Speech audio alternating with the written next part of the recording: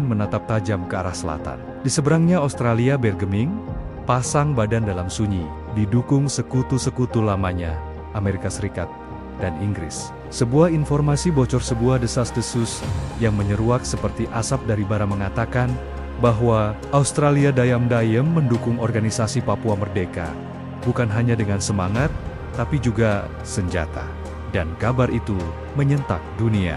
Di Moskow, para jenderal dan penasihat presiden mengadakan pertemuan darurat. Rusia marah. Tapi ini bukan kemarahan yang berteriak, ini kemarahan yang menghitung. Mereka menuduh Australia melakukan provokasi brutal dan siap menjatuhkan konsekuensi berat. Ultimatum dikirim.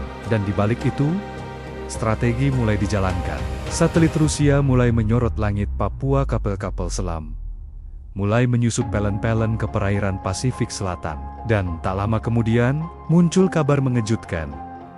Rusia mempertimbangkan membangun pangkalan militer di Pulau Biak.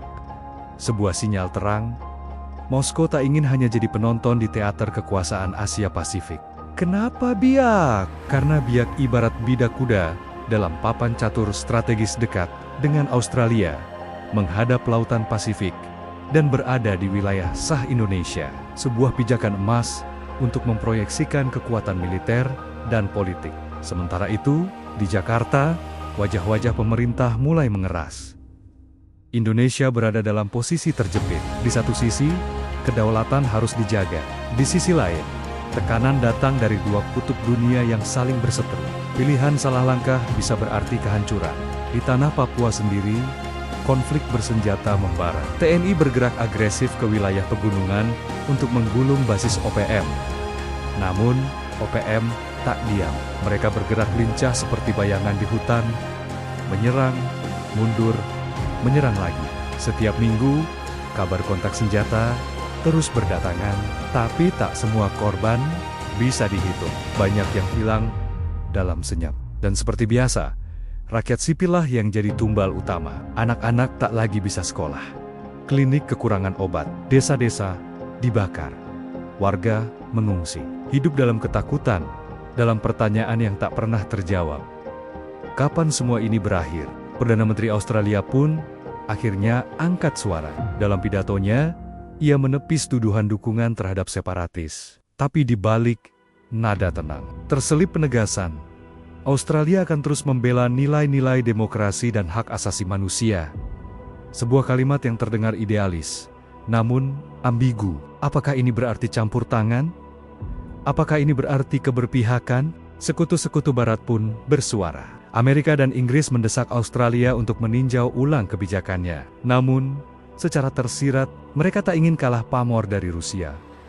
Dan inilah yang paling mengerikan ketika Papua berubah dari konflik lokal menjadi potensi proxy war, perang lewat tangan rakyat kecil demi ambisi kekuasaan raksasa.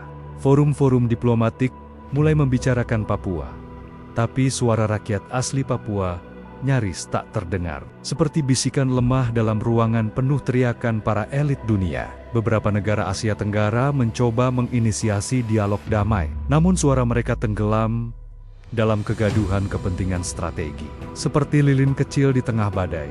Dan dunia menahan napas. Karena setiap manuver, setiap jet tempur yang lewat, setiap kapal perang yang berlayar bisa memicu eskalasi. Papua, yang dahulu dikenal karena keindahan alam dan kekayaan budayanya, kini berubah menjadi panggung besar pertarungan global. Ladang konflik baru yang berdarah, panas, dan penuh luka.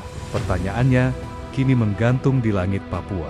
Akankah dunia memilih jalan damai? Ataukah drama ini akan berakhir menjadi tragedi besar yang menyapu bukan hanya Papua, tapi seluruh kawasan Pasifik? Waktu terus berdetak. Bom waktu terus menghitung mundur. Dan kita semua sedang menunggu babak selanjutnya dari kisah yang penuh ambisi, luka, dan harapan kecil yang nyaris padam.